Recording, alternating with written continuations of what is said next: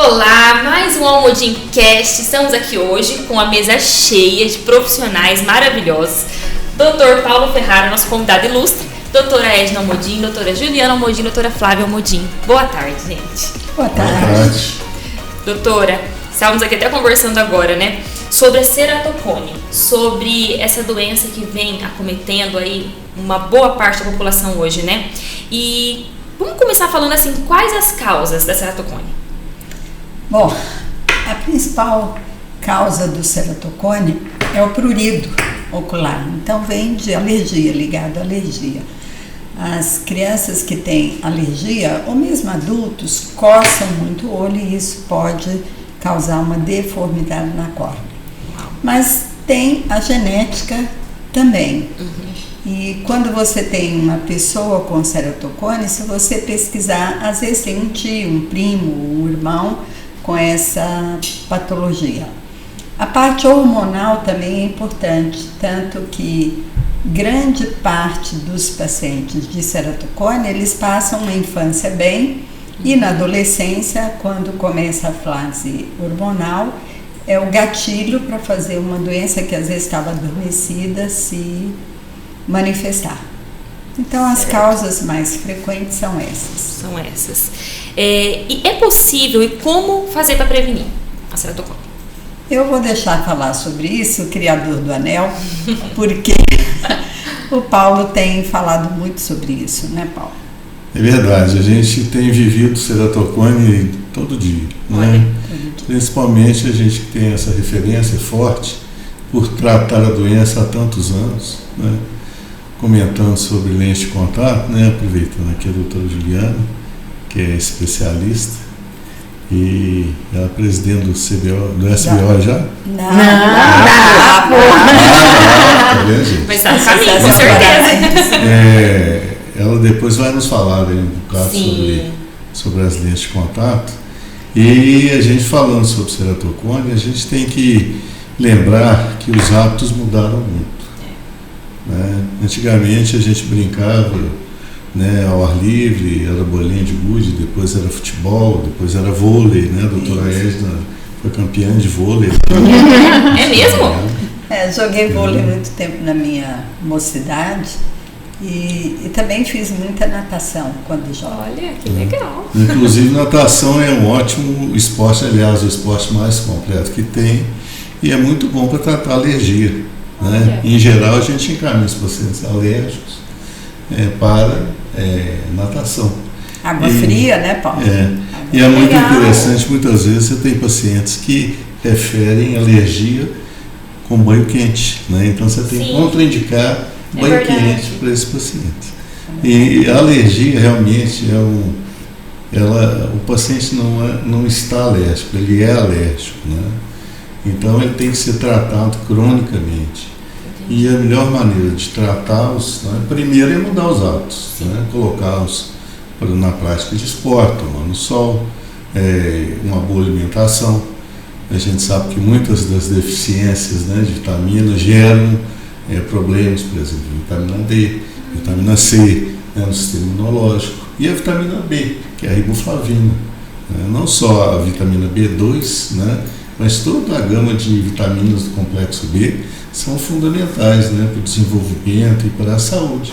Né? Por exemplo, a vitamina B12, né, que ela é neurotrófica, né, e também formadora de células sanguíneas.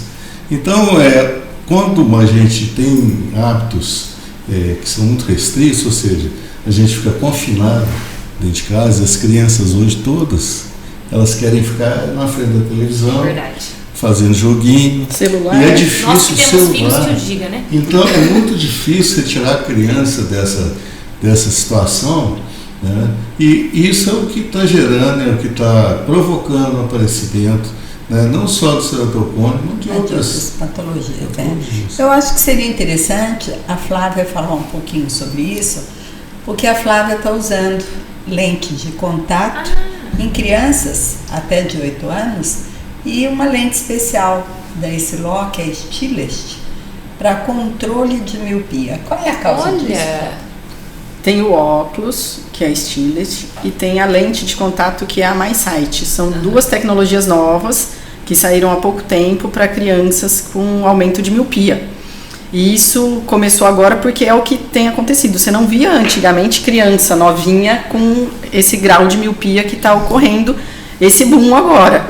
Então tem bastante criança que antes não usava óculos, nem tinha, né, grau para isso, e vem aumentando, e aumentando assim bastante. Você vê assim criança com 6, 7 graus de miopia, e cada vez que vem no retorno aumenta mais um pouco. Nossa, criança com todo esse grau é bastante, existe, né? Inclusive, só interrompendo um pouquinho, desculpe, uma previsão de que no ano 2050 50% da população vai ser míope. E sabe qual é a principal complicação que a gente tem medo? É que essas miopias progressivas, quando elas começam muito cedo, elas podem chegar a uma miopia altíssima. E quando essas miopias são acima de 10 dioptria, elas se tornam degenerativas, alteram o fundo de olho, podendo causar doenças como descolamento de retina, degenerações miópicas, e até maculopatias e até perda de visão. E a criança, quanto mais cedo ela desenvolve, esse é o problema, mais vai progredir essa miopia, mais difícil vai ser esse controle, né? E falar, deixa, quando chegar lá nos 21 anos opera, não é tão simples assim, foi o que minha mãe falou. E com relação aos de, por exemplo, de atropina, como é que você vê isso? Atropina, a estigmina também, né? Me parece que as crianças têm reclamado, que a gente viu mais, que eles reclamam que arde e que a visão embaça ainda durante o dia, mesmo que pingando à noite, algumas crianças ainda durante o dia reclamam do embaçamento. Isso foi uma das causas da gente ir para essas lentes novas, né? Porque o eixo da visão ele é livre, então ele tem zonas periféricas de desfoque para tentar diminuir a progressão dessa miopia. Mas o eixo visual ali, a criança consegue ver livre, mas dependendo como ela movimenta o olho, tem as áreas de desfoque, e com o passar, né, do tempo do uso, o cérebro começa a diminuir essa, né, visão periférica de desfoque, a criança consegue se habituar melhor e a progressão da doença começa a diminuir por causa disso. Então a gente vê que nós estamos punindo a visão dessas crianças, né, a visão de retina periférica, para evitar a progressão ou o crescimento desse olho. E os estudos têm mostrado também, pelo menos nas lentes que eu tenho acompanhado, que a diminuição da progressão realmente, eles comparam com o comprimento axial, com o crescimento do comprimento axial. E eles 75% eles têm mantido estável nesses pacientes. Então, tem que tomar cuidado, porque criança usa lente de contato, então tem que orientar bem o pai e a mãe, ensinar o pai e a mãe a ajudar a pôr, tirar e tudo mais, que não pode dormir, que não pode, né, nadar com essas lentes. E aí a gente entra com aquela conversa de ortoceratologia, né, que é justamente o contrário, você colocar uma lente para a criança dormir à noite. Com a lente, né? Então, mas o mecanismo de ação é totalmente diferente. Doutora Juliana podia falar um pouquinho disso pra gente. Ixi, eu não faço ortoceratologia. Não, mas é mais ou menos o conceito básico, que a criança dorme para tentar controlar e evitar a progressão. O remodelamento arterial. Né? Você comprime a córnea, né? E aí você consegue, no outro dia, quando você tira a lente, a criança, a pessoa enxerga o dia inteiro. Nossa. E no final do dia a visão dela volta a cair. Eu cheguei a fazer alguma coisa sobre isso e não achei interessante. Eu acho que os riscos que a pessoa corre dormindo com a lente de contato é pequena em relação ao ganho que ela tem de visão. Então compensaria. Eu não gostei da ortoceratologia. Eu acho que eu nunca usei porque eu tenho medo do endotélio. Eu sou por isso que eu sou uma vítima, né, do uso indiscriminado de lente, porque desde quando eu era jovem, adolescente, na minha época era moda dormir com lente de contato, né? Sério? Então todo mundo corria atrás de lente permanente, era o top, né? Você usar uma lente sem poder tirar, ficar um ano com a lente. Nossa! Eu ficava um ano. Né? Nossa! E resultado, hoje minha contagem endotelial é de 1.200. Certeza. Né? Eu estou aqui adiando uma catarata. Eu já falei com ele, eu espero que você escolha outro cirurgião para te operar desse jeito, porque eu não quero.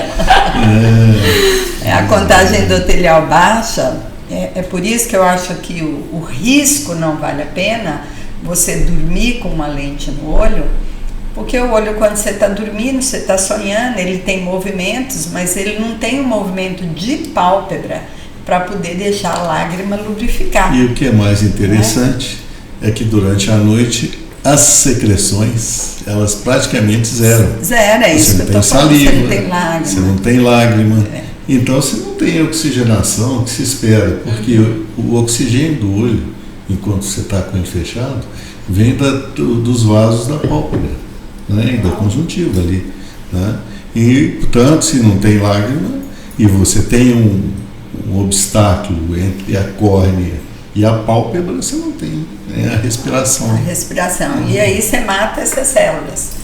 E aí mais tarde, quando você vai operar catarata, se você tem um número de células endoteliais pequeno, às vezes a córnea não aguenta a cirurgia de catarata, ela descompensa e vai para um transplante de córnea. Uau! E fala um pouquinho, pessoal, quais os sintomas da ceratocone? Voltando a falar dessa... Doutora Flávia! Falamos todo mundo junto. Fala um pouco, outro lembra de outra coisa. A visão começa, né? O ceratocone começa a atrapalhar a visão, a criança ou o adolescente, ele começa a ter miopia e astigmatismo, e ele acha que ele não está enxergando bem e vai no consultório para fazer óculos. A grande maioria acha que é óculos e o óculos vai resolver. Soluciona tudo, né? E que nunca ouviu falar, a grande maioria nem sabe o que é ceratocone e acha que só o óculos vai resolver, né, o problema dele. E aí você conversando com ele, você vê que ele é alérgico, que ele coça o olho, você vê que o grau dele não é, sabe, um grau baixinho, tem um astigmatismo já um pouco mais alto, você desconfia, né, que ele tem ceratocone. E aí a gente pede os exames, que é a topografia e a tomografia, que vão confirmar, né, pra gente o diagnóstico. E muitos pacientes até se assustam quando a gente fala que ele tem ceratocone. Eles falam, mas o que é isso, né? Aí você tem que explicar toda Simplificar. A doença. Não dói, sabe? Falar dói, arde, né? Não tem sintomas que você vai... Se tiver esse sintoma, você vai ter ceratocone. A grande maioria é deformação da córnea que vai causar, né, essa miopia, esse astigmatismo, e ele vai começar a enxergar mal. Então, o ideal é de que os pais levem as crianças desde cedo, desde que idade já é legal. Desde bebê já tem que levar para o hospital. Desde que você nasce, você tem que fazer passa pelo exame, exatamente, né? Passa pelo exame, no hospital mesmo, não faz passa? O teste do olhinho. Teste do olhinho, exatamente. Aí depois de quantos meses é Mas ideal? Eu queria chamar a atenção para uma coisa nesse exato momento que você colocou, né? Quais são os sintomas principais? Eu acho que se você tem um adolescente com miopia ou com astigmatismo, que faz um óculos agora, daqui 3 meses esse óculos não está bom, ou você tem uma troca frequente de óculos, essa criança tem que fazer uma topografia ou tomografia. Certo. A miopia, ela aumenta, mas ela é mais lenta quando ela é axial. Quando ela é corneana, ela aumenta com uma rapidez muito Muita gente, né, muitos pacientes, né, principalmente nas redes sociais, eles perguntam, né, o que é miopia, o que é ceratocone, né, se uma coisa e outra se misturam, ou então são entidades diferentes. Eu acho que isso é muito importante, porque o paciente que procura o tratamento do ceratocone, ele na verdade está buscando a correção da miopia, que é o procedimento refrativo para eliminar o grau, né, e eliminar a necessidade de lentes ou de óculos. Então esse esclarecimento ele tem que ser bem feito para os pais, que muitas vezes não entendem bem, né, essa questão. O olho é dividido em 2 porções, a porção anterior e a porção posterior. A porção posterior é onde está ali a retina, a esclera, e a porção anterior, mais importante, é a córnea. Então, se é a retina que está crescendo, você tem uma miopia, que vai tratar com óculos ou com cirurgia refrativa. Se a porção anterior, que é a córnea, está crescendo, é ceratocone. E aí você não deve fazer uma cirurgia refrativa de laser, porque você afina a córnea, que pode ser um gatilho para o desenvolvimento disso. Nossa. Uau! Mas hoje a gente tem uma novidade, né? Temos agora o anel HM. Fala um pouquinho. Vamos falar um bocado. Na verdade, o que acontece? Nos anos 90 não existia o laser, né? Os tratamentos para, então, miopia, não se falava em ceratocone nessa época, porque, na verdade, parece que a incidência começou a aumentar a partir de então, né, a partir dos anos 90. A gente procurava, então, implantar anéis, né, que eram destinados a fazer o aplanamento da córnea e a correção da miopia, né? Então, os primeiros tratamentos para a correção de miopia foram incisionais, que era a ceratotomia radial, aquelas incisões que se faziam na córnea, né? E, posteriormente, o aparecimento para baixas miopias do anel corneano. Claro que existiam outras abordagens, lentes fásicas, e até procedimentos de implantes intraestromais, né? Como foram feitos vários, né? A epiceratoplastia, por exemplo, né? Era muito frequente, mas ela era associada a muita complicação, por isso foi descontinuada. É importante frisar o seguinte: qualquer procedimento refrativo ou tratativo, ou seja, que você usa como tratamento para uma patologia, o índice tolerável é de 3% de complicação. Qualquer coisa que exceda isso é descartável, né? Então, é muito importante a gente fazer referência a isso. Primeiro o anel para tratamento de miopia e depois o anel para tratamento de ceratocone a partir de 96. E com a evolução do conhecimento, com a experiência, com o aparecimento do Fento II, que é o laser que facilitou e tornou, o procedimento popular, porque diminui muito, né, a incidência de complicações, né? Implante de anel com o Fento é praticamente zero, né? Então, isso fez com que a confiança nesse procedimento fosse aumentando muito. E existem pacientes que estão ali borderline, você não sabe se é ceratocone, se é miopia, a córnea é fina, o grau é alto, você não pode fazer o tratamento de ablação, porque vai apertar o gatilho. Disparar o gatilho. Então, os anéis que eram usados para tratamento de miopia em 1990 voltaram a ser usados agora para tratamento de miopias, né?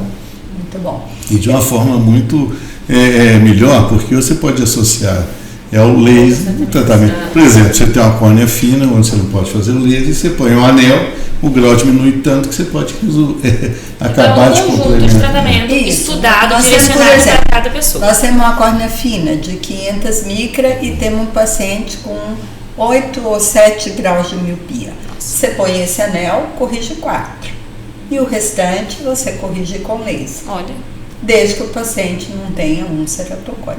Nossa. Né? Para não fazer o laser. Tem que ser muito bem estudado, é muito individualizado também. Não existe. Mas eu acho que a Juliana podia também acrescentar alguma coisa aqui com a gente, com as lentes novas.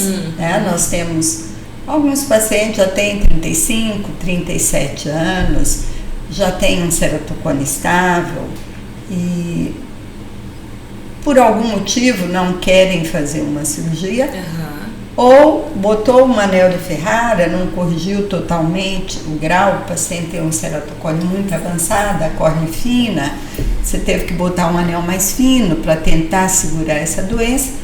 Depois tem lentes que hoje trazem uma melhor qualidade de visão. Explica como é o funcionamento dessa lente.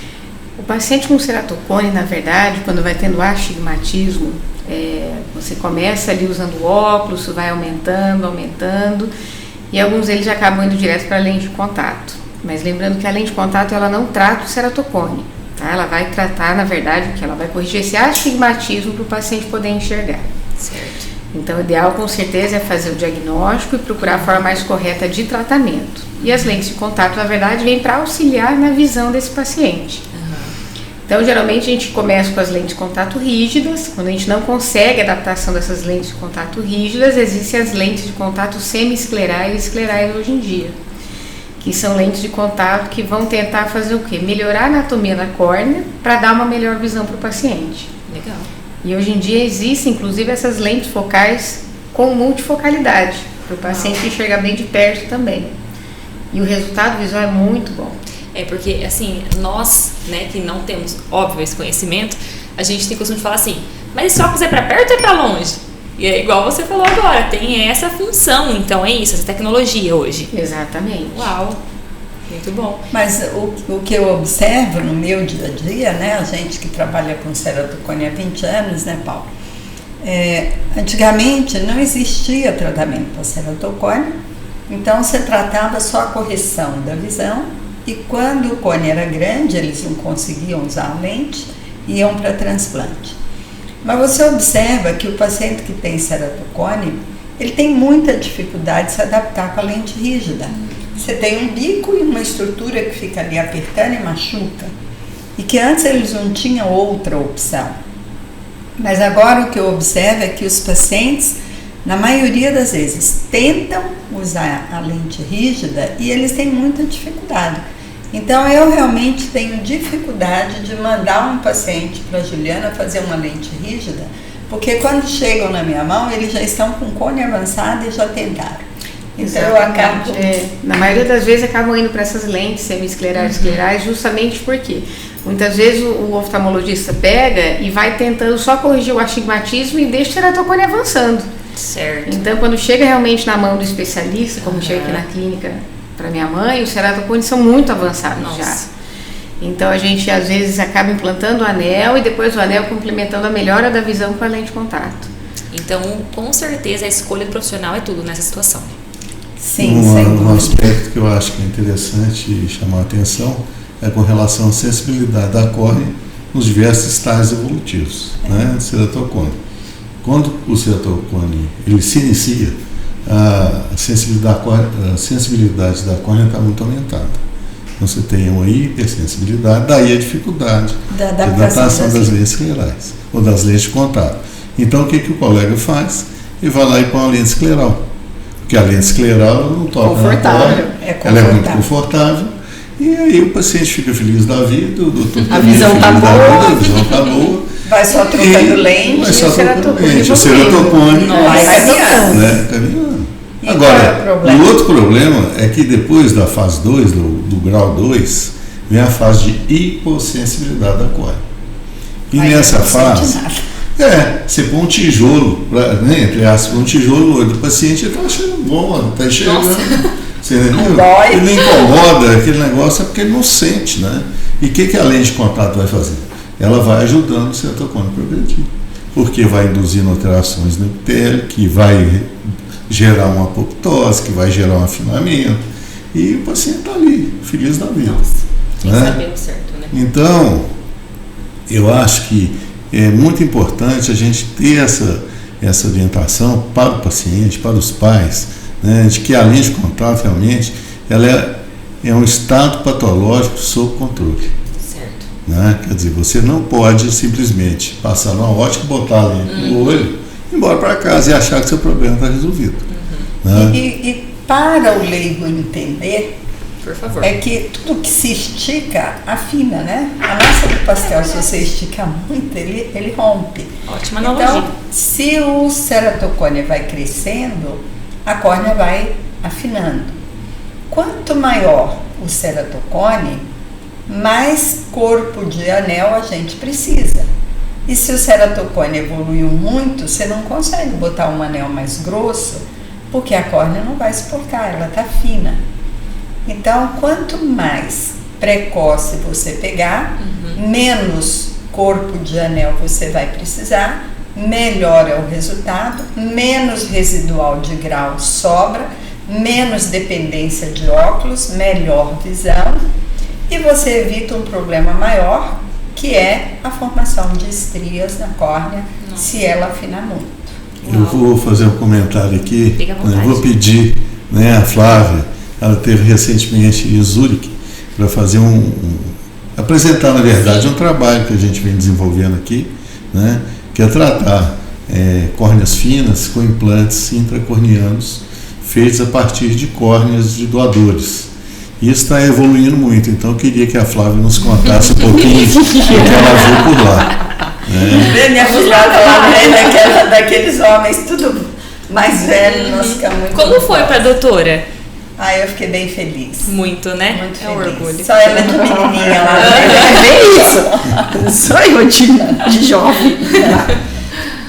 Mas isso tem evoluído cada vez mais, né, Dr. Paulo Ferrara? Isso tem, assim, outros médicos, eu acho que começou e outros médicos já estão, né, copiando aí também. Na verdade, essa técnica ela surgiu em 1960 com Barraquer, José Barraquer da Colômbia. E nos anos 80, muitos autores americanos tentaram implementá-la, mas porque naquela época não existia um instrumental adequado, não tinha o Fento II, os resultados... que melhorou tudo a vida da gente, né? Os resultados visuais eram ruins. Certo. Mas com essa facilidade, né, do Smile, né, hoje é o mais utilizado, porque esse laser em particular, ele tira uma lamela corneana para corrigir a miopia. E essa lamela que sai de um olho vai para o outro. Isso, e corrige isso. Então, eles têm lá um colega lá na Itália, chama Mastro Pasqua, eu acho que ele devia estar lá presente, né? Porque ele foi um dos primeiros que eu vi apresentando isso, quando o surgimento desse laser, né? De Fento II, que é da Zeiss, se não me engano, né? O Smile. O da Zeiss. Mas já tem o do Schwind está fazendo também um novo. E o Z8 também vai começar agora, nós vamos ter também. Então, aliás, nós já temos. Vocês veem que é interessante, né? O laser, o Fento II, que no primeiro momento ele foi inventado, por assim dizer, para fazer transplante, né? Hoje ele tem multiuso, é igual Bombril, né? Não, mas ainda olha, facilita muito, né? Com certeza. Mas né? o primeiro lentículo que fizemos com a Z8 foi aqui em Maringá. O Elohim veio para fazer as cirurgias com a gente, né, Paulo? E a gente tinha a ideia de aumentar a córnea dos pacientes, então fizemos um grupo de coelhos. O Paulo veio para cá também, lembra? Foi maravilhoso. E nós fizemos com os coelhinhos e Elohim que criou com a máquina os parâmetros para que a gente pudesse fazer esses lentículos. Uau. Então agora o Z8 vai estar fazendo também o Smile e que começou com a gente. Uau, muito bom. Muito bom. Legal. Pessoal, eu sei que vocês estão aí correndo, né, contra o tempo, então vamos finalizar aqui, mas antes de finalizar, gostaria de fazer aqui uma pergunta. Acho que mais para a doutora, agora para a doutora Juliana. No verão as pessoas vão muito à praia. E o que a doutora recomenda em relação à lente? Agora, piscina, praia, eu acho que é uma dúvida aí que o pessoal tem bastante. As Fala um lentes pouquinho de para nós, contato. doutora. Isso. Bom, falando das lentes de contato, as mais comuns, que são gelatinosas, certo. Hoje em dia existem as lentes one day, que a gente fala que são lentes que você tem de uso único. Certo. Então, com esse tipo de lente, aí sim é permitido, por exemplo, você pegar uma piscina, uma praia, você vai sair, vai jogar fora, vai descartar, não vai usar essa lente de novo. Legal. Mas as maiorias das lentes que a gente mais comuns são aquelas descartáveis de troca mensal ou até mesmo anual, essas não são recomendáveis, tá? Não é legal, água e lente de contato nunca se misturam. Certo. Tá? E sempre lembrar também do uso do óculos de sol com filtro solar, isso é importante. com certeza importante para proteger na praia. Nossa, e é muito importante a doutora continuar falando sobre isso e citar ali a proteção, né, doutora, que a gente não pode comprar qualquer óculos hoje, né, de sol, só porque é bonito, achei bonito e não tem ali a comprovação, né, doutora? É, o que a gente chama de proteção UV, contra a radiação ultravioleta. O sol, na verdade, ele pode causar uma série de doenças a longo prazo, desenvolvimento de catarata, doença macular relacionada à idade. Então, esses dois cuidados aí, de lente de contato e o óculos de sol, são importantes. Uau. Vamos falar em câncer de pele, né? Que é o mais frequente. Com certeza. Quando você está num ambiente escuro, a pupila, que o leigo chama a menina do olho, se abre. Quando você vai para o claro, ela fecha. Certo. Então é como um esfíncter que controla a quantidade de luz que vai entrar no seu olho. Então, se você bota no sol uma lente escura, sua pupila vai abrir. Então, vai entrar mais ultravioleta no teu olho e causar os danos do UV. Nossa. Então, o óculos não pode ter só uma pintura escura, ela tem que ser uma lente de boa qualidade. Mas é importante a gente chamar a atenção por fato, né? Depende do comprimento de onda. Porque Sim. tem os UV bom e os UV ruim, né? Sim. Tem isso ainda, né? Pra poder... E como que... Na verdade, assim, é a recomendação. O ideal é ir numa ótica especializada, de confiança, para poder escolher o melhor óculos, né? Sim. E existe, assim, o óculos é mais escuro, tem maior proteção ou não tem nada a ver? Não tem nada a ver. Certo, então pode ser um até mais claro que tem uma proteção boa. Normalmente o óculos de sol, ele é escuro. Certo. Existem óculos degradê Isso. que tem o filtro solar. Certo, legal. Uau. Bom, então, na verdade, tem muito mais coisa pra gente discutir aqui hoje. Só que estamos correndo contra o tempo. Um dia para inauguração. E vocês estão todas ansiosas. E agora o doutor veio nos prestigiar também, né, doutor? Opa, eu que me sinto prestigiado. Já conhecia o hospital, mas agora a inauguração é outra coisa, né? Pois então. Pois é. Merecido. Então vamos lá. Como família já para nossa Já é de casa, família. né, doutora? Como irmão e como tio dessas meninas. Legal. Então eu vou liberar vocês, porque eu sei que o dia está corrido. Muito boa tarde, uma honra participar hoje com a mesa cheia de profissionais tão maravilhosos como vocês e levando informação para a audiência, que é o mais importante. Muito obrigada, gente. Obrigada a você. Obrigada.